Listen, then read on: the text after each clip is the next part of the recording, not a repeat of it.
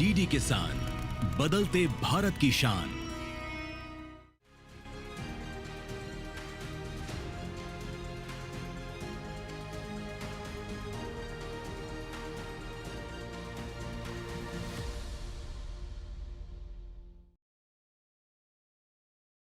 नमस्कार, आप देख रहे हैं दूरदर्शन किसान। कार्यक्रम कृषि दर्शन में आप सभी का स्वागत है। मैं हूं मोनालिसा।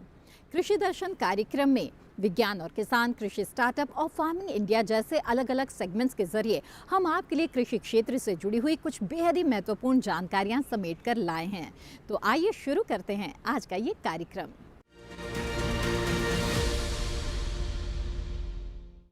कार्यक्रम कृषि दर्शन में बढ़ते हैं आगे और देखते हैं सेगमेंट सम्मेलन से प्रगति की ओर।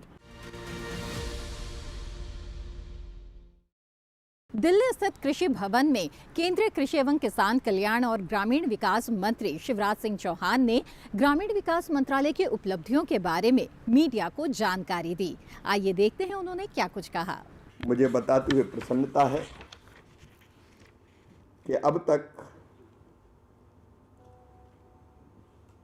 1,15,02,74 दीदियाँ मतलब स्वास्थ्य सहायता समूह के माध्यम से, सेल्फ हेल्प ग्रुप के माध्यम से, आजीविका मिशन के माध्यम से लखपति की श्रेणी में आ गई है। आजीविका मिशन के माध्यम से महिला सशक्तिकरण का काम अद्भुत ढंग से हो रहा है। 10 करोड़ बहनें 90 लाख स्वास्थ्य सहायता समूहों के माध्यम से आजीविका मिशन से जुड़ी है और एक नहीं अनेकों प्रकार की आर्थिक गतिविधियां जिसमें लगातार बढ़ोतरी होती जा रही है। लखपति दीदियों का केवल आर्थिक सशक्तिकरण नहीं हो रहा, उनमें से अनेकों कई मामलों में अपने गांव का नेतृत्व करने की क्षमता प्राप्त कर चुकी हैं। मुझे बताते हुए प्रसन्नता है कि योजना के प्रारंभ से ग्रामीण विकास विभाग 2,95,00,000 आवास स्वीकृत कर चुका है, जो हमारा टारगेट था, और उसमें से 2,68,00,000 घरों का निर्माण हम पूरा कर चुके हैं। अब 5 सालों में 2 करोड़ नए घर हमको और बनाने हैं। 2024-25 के लिए 54,500 करोड़ रुपया आवंटित किए गए।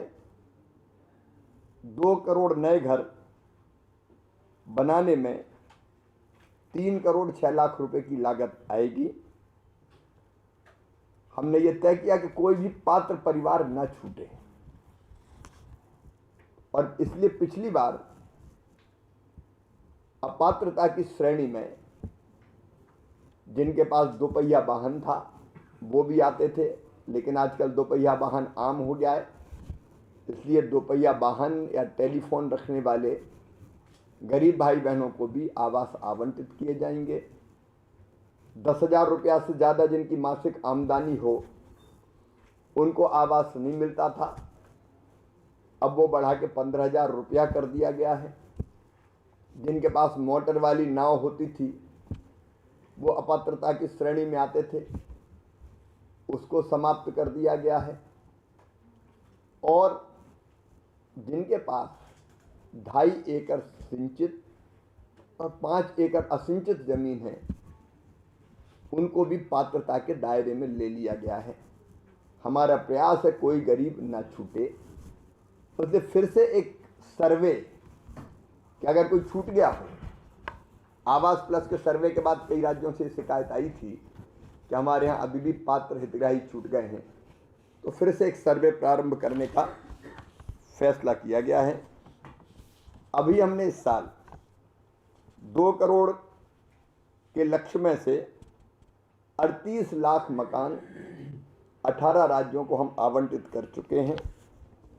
10,668 करोड़ रुपए का हमारा फंड जारी किया जा चुका है। राज्यों से हमारा बाकी राज्यों से भी अनुरोध है कि वो राज्यांश को समय पर क्योंकि इसमें आप जानते हैं 60-40 की योजना है, राज्यांश भी जारी करना पड़ता है। उसको समय पर जारी करें और अपने प्रस्ताव भेजें ताकि हम केंद्रांश की अगली किस्त भी स्वीकृत कर सकें।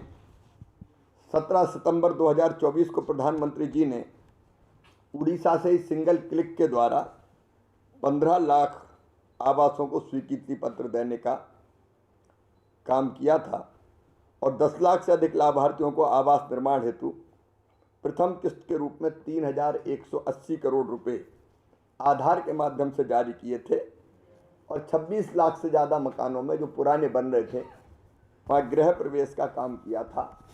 तो हर गरीब को पक्का घर मिले, ये ग्रामीण विकास विभाग की प्रतिबद्धता है और उसको पूरा करने में विभाग राज्यों के साथ मिलकर पूरी गंभीरता से जुटा हुआ है। पीएम जनमन एक और योजना है, विशेषकर जो अत्यंत पिछड़ी जनजातियां हैं उनके लिए।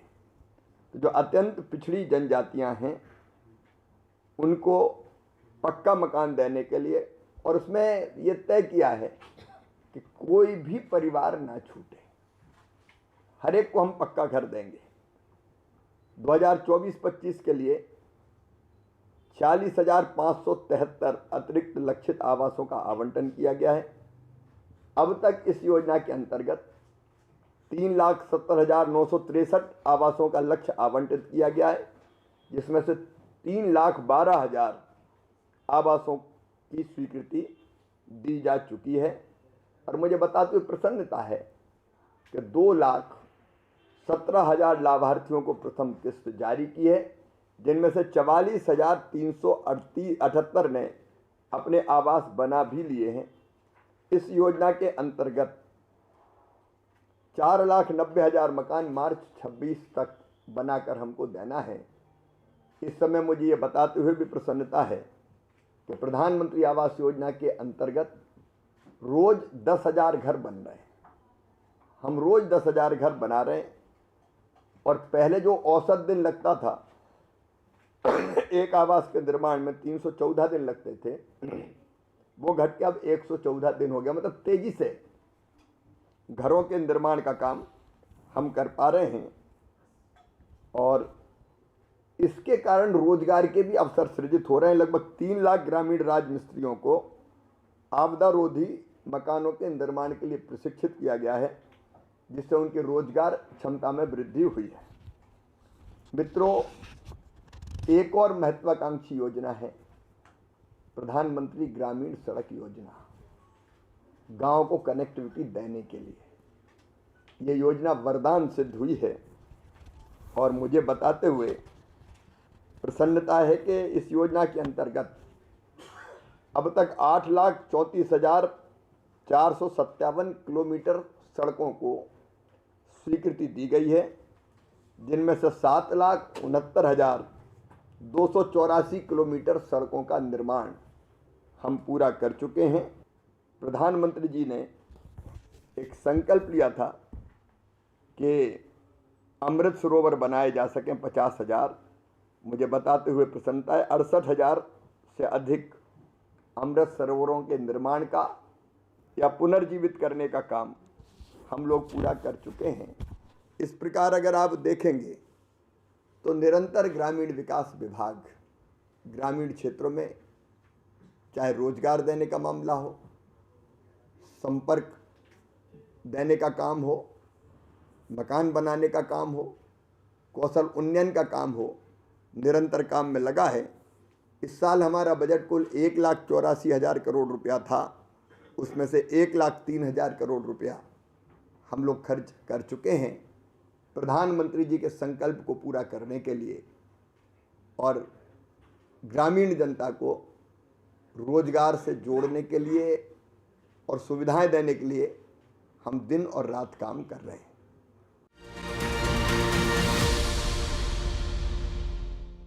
कार्यक्रम कृषि दर्शन में जानकारियों का ये सिलसिला जारी रहेगा, लेकिन फिलहाल वक्त हो चला है एक छोटे से ब्रेक का। आप बने रहें दूरदर्शन किसान पर।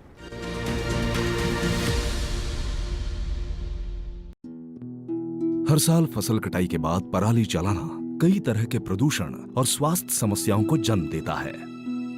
पराली जलाने से पर्यावरण में carbon dioxide, carbon monoxide, nitrogen oxide, sulphur dioxide और मीथेन की अधिकता हो जाती है, जिससे लोगों को आंखों में जलन, सांस लेने में दिक्कत, खुजली और एलर्जी जैसी समस्याएं बढ़ जाती हैं। ऐसे मौसम में अस्थमा के मरीजों को ज्यादा समस्या होती है।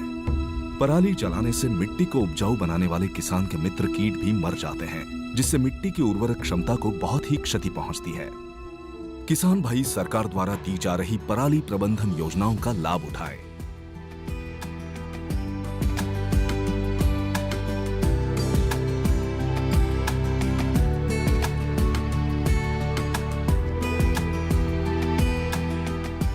पराली ना जलाएं, पर्यावरण और स्वास्थ्य को बचाएं।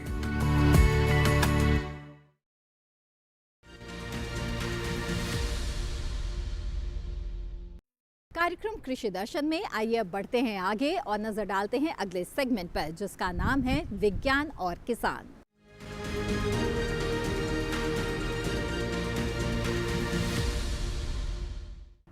इन दिनों बेबी कॉर्न की खेती काफ़ी लोकप्रिय हो रही है और ऐसे में अगर आप बेबी कॉर्न की खेती करना चाहते हैं तो खेती के दौरान किन किन बातों का ध्यान रखना चाहिए ताकि आपको अच्छी फसल मिले, ये जानते हैं इस रिपोर्ट के जरिए। मोटे अनाज के रूप में कभी गरीबों द्वारा इस्तेमाल की जाने वाली मक्का आज उद्योग जगत में भी अपना स्थान बना चुकी है। ये एक बहुउपयोगी फसल है। ये मनुष्य के साथ साथ पशुओं के आहार का भी प्रमुख अवयव है। बेबी कॉर्न मक्का से प्राप्त होने वाले बिना परागित भुट्टो को ही कहा जाता है। इसका पौष्टिक मूल्य अन्य सब्जियों से अधिक है तथा पत्तों में लिपटे रहने के कारण ये रासायनिक कीटनाशकों के प्रभाव से लगभग मुक्त रहता है। इसमें phosphorus, carbohydrate, protein, calcium, iron व विटामिन प्रचुर मात्रा में पाए जाते हैं।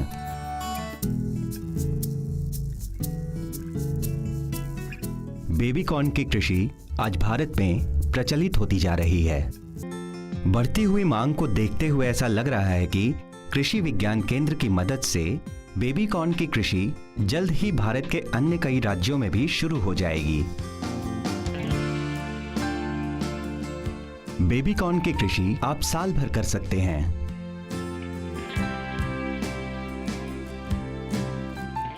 इसकी कृषि के लिए क्षेत्र का तापमान 22 से 28 डिग्री सेल्सियस के बीच और हवा में उचित नमी की आवश्यकता होती है। बेबी कॉर्न की कृषि किसी भी मिट्टी जिसकी जल धारण क्षमता अधिक हो में संभव है, पर यदि मिट्टी दोमट या बलुई दोमट हो तो इसकी कृषि और भी आसान हो जाएगी। बेबी कॉर्न उगाने से पहले किसान को अपने खेत की मिट्टी की जांच करानी चाहिए।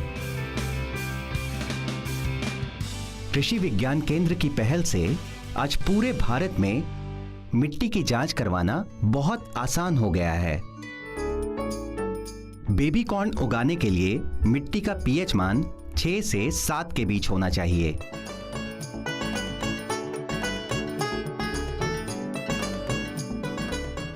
मिट्टी की अम्लता के साथ साथ कुछ जरूरी खनिज जैसे नाइट्रोजन, फास्फोरस और पोटैश का भी ध्यान रखना चाहिए। नियमित मात्रा में जैविक खाद मिलाकर मिट्टी की अम्लता और मौजूद पोषक तत्वों की आपूर्ति कर सकते हैं। कृषि विज्ञान केंद्र की सलाह अनुसार उचित कदम उठाकर आप अपने खेत को बेबी कॉर्न की सफल कृषि के लिए तैयार कर सकते हैं। बेबी कॉर्न जैसी विशिष्ट कृषि से उचित मुनाफा प्राप्त करने के लिए किसान प्रायः इसे सही समय पर बाजार तथा मंडी तक पहुंचा देने का प्रयास करते हैं। इसीलिए किसान कृषि विशेषज्ञों द्वारा प्रमाणित बीजों का ही चयन करते हैं, जिससे निर्धारित समय पर स्वस्थ फसल की प्राप्ति होना संभव हो पाता है।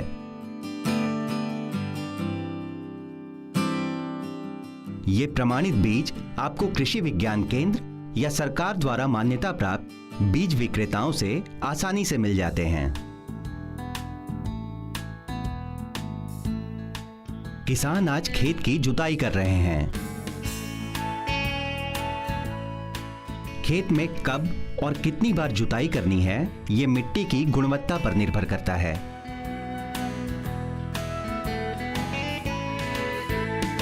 इनके खेत की मिट्टी बलुई है, इसलिए 2 से 3 बार की जुताई से ही मिट्टी भुरभुरी हो जाएगी।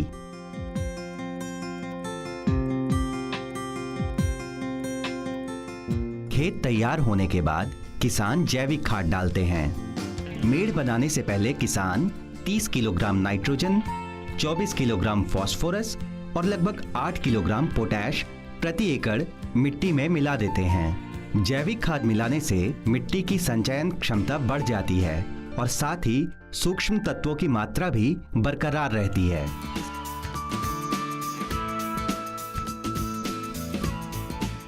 बुआई के वक्त इस बात का ध्यान रखा जाता है कि बीज से बीज की दूरी लगभग 1 बीता हो और जिन क्षेत्रों में सिंचाई के लिए पानी उपयुक्त मात्रा में उपलब्ध ना हो, वहां टपक या फव्वारा सिंचाई पद्धति से सिंचाई की जा सकती है। किसान समय दर समय अपने खेत का निरीक्षण करते हैं। खरपतवार एवं सिंचाई का सही प्रबंधन और सही कीटनाशक के उपयोग से खेत को बचाते हुए किसान इस बात को सुनिश्चित करते हैं कि पौधों पर लगी बेबी कॉर्न की बालियां अच्छी गुणवत्ता वाली हों। आज रोपण किए 90 दिन हो चुके हैं। बेबी कॉर्न की फसल अब बिल्कुल तैयार दिख रही है। हर एक पौधे पर लगी बालियों को ध्यानपूर्वक तोड़कर इन टोकरियों में भरा जा रहा है। बेबी कॉर्न की उपज इसके किस्मों की क्षमता एवं मौसम पर निर्भर करती है। अगर सब कुछ इसकी कृषि के लिए अनुकूल रहा तो 1 एकड़ क्षेत्रफल से लगभग 2700 किलोग्राम बेबी कॉर्न की प्राप्ति संभव है। कार्यक्रम कृषि दर्शन में जानकारियों का ये सिलसिला जारी रहेगा, लेकिन फिलहाल वक्त हो चला है एक छोटे से ब्रेक का। आप बने रहें दूरदर्शन किसान पर। अगली फसल का टाइम तो कभी थोड़ा ही रह गया। ताऊ किसी की फसल हुई? बेटा फसल तो ठीक का है, ये भी अब पक के तैयार होगी। ये भी इसने काट के और पराली ने जड़ा के फिर नई फसल बोने की तैयारी करूंगा। पराली जड़ा के? हाँ? ताऊ तू पर्यावरण तो खराब करेगा, गेली हमारी सेहत भी खराब करेगा। फसल का दाना ही जरूरी नहीं होता, बचे हुए अवशेष भी बड़े काम के हो जाए। इनकी जैविक खाद बना के तू मिट्टी की उपजाऊ शक्ति ना और बढ़ा सका है। और तो और इसकी जो पराल बचेगी ना, उसने बेच के अलग तो मुनाफा भी ले सका है। हाँ, इस पराली से इको फ्रेंडली पेपर और थर्मोकोल बनाया जाता है। पराली का उपयोग जैव ईंधन और हस्तशिल्प बनाने में भी किया जाता है। इसका उपयोग मशरूम की खेती, डिस्पोजेबल प्लेट्स और कटलरी बनाने में भी होता है। पराली समस्या नहीं, संसाधन है। किसान भाई पराली ना जलाएं, पराली से अपनी आय बढ़ाएं।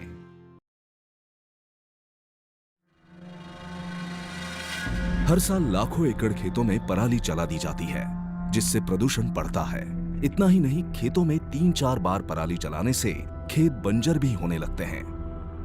अगली फसल की तैयारी के लिए क्या यही अंतिम विकल्प है? नहीं, पराली प्रबंधन के पर्यावरणीय विकल्प भी हैं। स्ट्रॉ बेलर मशीन का प्रयोग। स्ट्रॉ बेलर मशीन पराली को गट्ठर में बदल सकता है। पराली से जैविक खाद बनाई जाती है, जो खेतों की मिट्टी की उर्वरक क्षमता को बढ़ाती है। पराली को मशीनों द्वारा मिट्टी में दबाना, इसके लिए सुपर सीडर जैसी मशीनों का उपयोग किया जाता है। सरकार किसानों को पराली उपकरणों पर 50% तक की सब्सिडी देती है। किसान भाई पराली प्रबंधन की योजनाओं का लाभ उठाएं, पर्यावरण को बचाएं।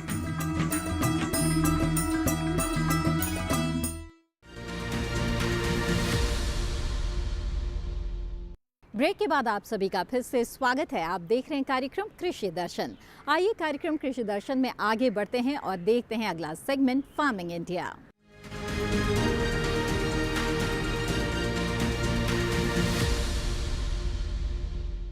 सॉइल हेल्थ कार्ड किसानों के लिए बहुत ही उपयोगी साबित हो सकता है, क्योंकि सॉइल हेल्थ कार्ड में दी गई संस्तुति के आधार पर अगर आप उर्वरकों का इस्तेमाल करें तो आपकी लागत भी कम होगी, खेत की मिट्टी भी सेहतमंद बनेगी और फसल